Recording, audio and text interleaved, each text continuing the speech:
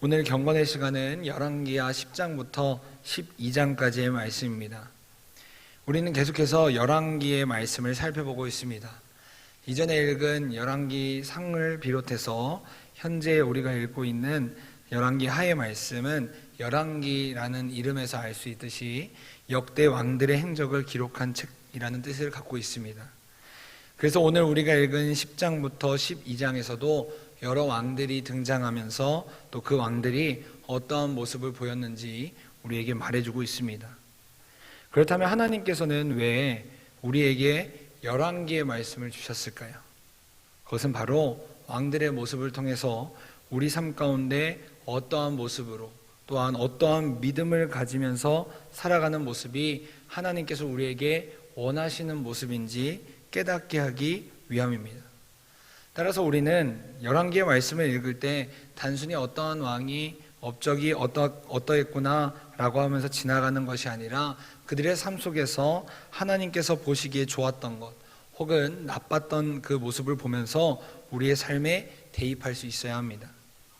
왜냐하면 결국 말씀은 우리 삶 가운데 부딪혀 올 때 우리가 하나님의 마음을 느낄 수 있고 그 안에서 하나님의 능력을 경험할 수 있기 때문입니다. 그렇다면 오늘 말씀 가운데 등장하는 하나님은 어떤 분이신지 그리고 하나님께서 우리에게 주신 교훈은 어떤 것인지 살펴보도록 하겠습니다. 먼저 오늘 말씀을 통해 하나님께서는 말씀을 성취하시는 하나님 또 반드시 지키시는 하나님에 대해서 우리에게 말씀하고 계십니다. 우리가 방금 읽은 10장 1절부터 11절을 보시면 예후라는 사람이 등장하고 있습니다. 이 예후라는 사람은 하나님께서 엘리야 선지자를 통해 하나님 앞에 악을 행한 아합 가문을 무너뜨릴 것이다 라는 그 말씀을 받은 사람입니다. 그런데 아합이 하나님의 말씀을 듣고 회개하자 하나님께서는 그 약속의 말씀을 잠시 유예시키셨습니다. 그러나 이후 하나님께서는 약속하신 말씀대로 아합의 가문을 멸하시는 모습을 우리가 살펴볼 수 있습니다.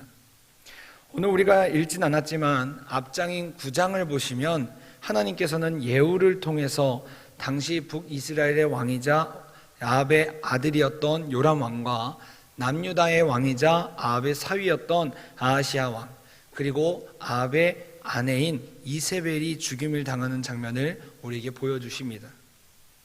특히나 이 요람과 아하시야는 나봇의 포도원에서 예후에게 죽임을 당합니다. 왜냐하면 하나님께서는 요람과 아하시야가 죽는 이유가 바로 너희 아버지 너의 장인인 아합이 나봇의 포도원을 억지로 차지하기 위해서 이세벨과 작당하여 그에게 억울한 누명을 씌우고 강제로 빼앗은 일로 인해서 하나님께서 진노하셨다라는 것을 알려주시기 위해서 나봇의 포도원에서 그들을 죽이십니다. 그리고 하나님께서는 예후를 들어서셔서 차례로 이후에 이세벨까지 죽이십니다. 이로써 아합의 최측근인 3명이 모두 하나님 앞에 죽임을 당하게 되었습니다. 그리고 오늘 말씀은 이 사건을 배경으로 진행되고 있습니다. 하나님께서는 자신이 말씀하신 대로 하나님 앞에 악을 행한 특히나 모든 백성을 우상의 길로 인도한 그 아합 가문을 심판하기 위해서 예후를 아합의 아들 70명이 있는 곳으로 이끄셨습니다. 그리고 예후는 그곳에 있는 장로들과 그 아들들을 가르치며 교육하는 자들에게 너희는 병거와 성과 군대와 무기를 가지고 있으니 준비해서 싸우자라고 편지를 보내게 되었습니다. 그런데 그들의 반응을 보면 예후 앞에 단번에 무릎을 꿇는 장면을 보이고 있습니다. 우리 오늘 방금 읽은 10장 4절부터 5절까지의 말씀을 우리 다 함께 한번 읽어보도록 하겠습니다. 다 함께 읽겠습니다. 시작.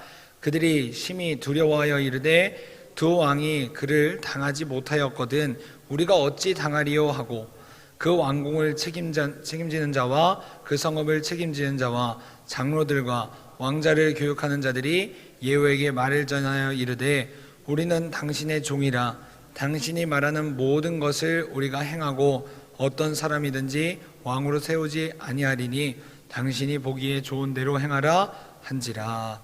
아멘. 사실 예후의 입장에서는 예후의 지금 입장은 북이스라엘에서 보거나 혹은 남유다 왕국에서 보거나 자신의 왕을 죽인 역적입니다. 뿐만 아니라 북이스라엘의 입장에서 아합의 혈통을 가진 70명의 왕자도 있었고 군대도 있었고 무기도 있었습니다. 하지만 이들이 선택한 것은 무조건적인 항복이었습니다. 그들은 대체 왜 이러한 선택을 예후 앞에서 하게 되었을까요? 단순히 그들의 사기가 꺾여서 혹은 그들이 무능해서였을까요?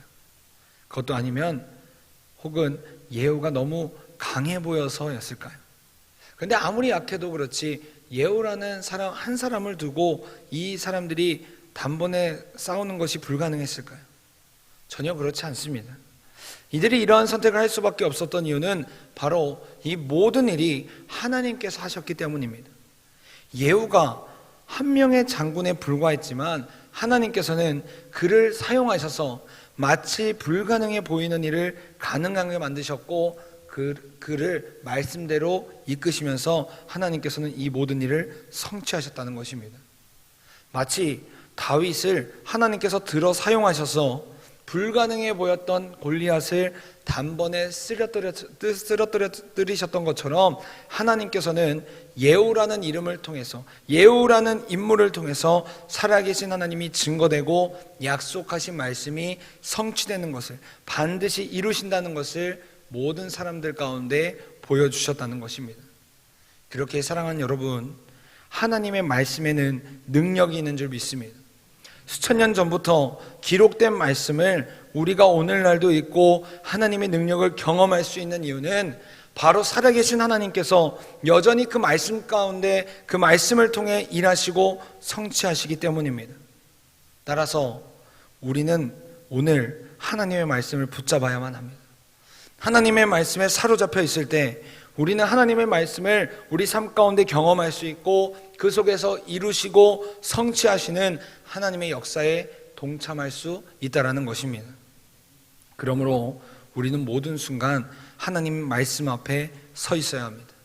특히나 예후처럼 우리 인생 가운데 문제를 마주했을 때, 또 불가능해 보이고 막막해 보이고 깜깜한 그 순간에 하나님의 능력을 경험할 수 있는 그 말씀을 우리가 붙잡고 의지하며 나아가야만 한다는 것입니다.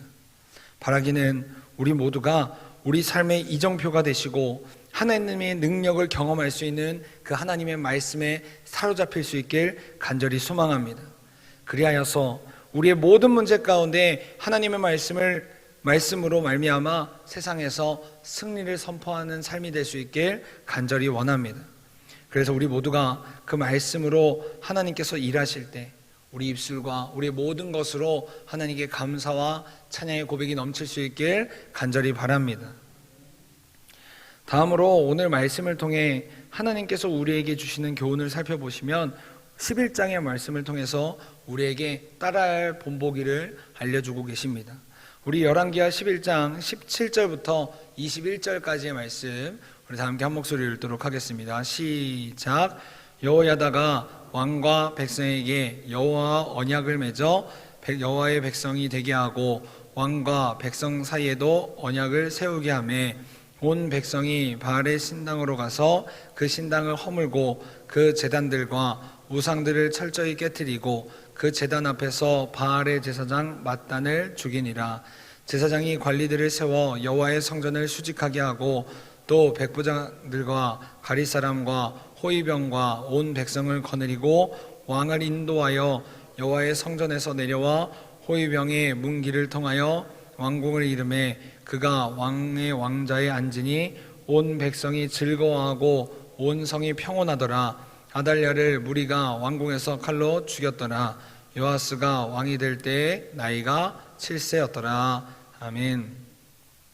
열왕기하 11장은 남유다의 여왕인 아달랴의 행적으로 이야기가 시작됩니다. 그녀는 왕의 자손을 직접 죽이고 백성들을 우상 숭배하는 길로 인도하였습니다. 그래서 하나님께서는 여호야다라는 제사장을 통해 잘못된 길을 걸어가고 있는 남유다 왕국을 바로 세우시기로 결정하셨습니다. 그런데 여호야다의 모습을 보면 나타내는 특징이 있는데 바로 그는 가장 먼저 하나님과 언약을 맺어 사람들로 하여금 하나님의 백성이 되게 하였다는 것입니다. 사랑하는 여러분, 하나님의 사람의 능력은 내가 아니라 바로 하나님으로부터 나옵니다. 그렇게 하나님의 백성은 언제나 하나님과의 관계가 올바르게 설정되어 있어야만 합니다.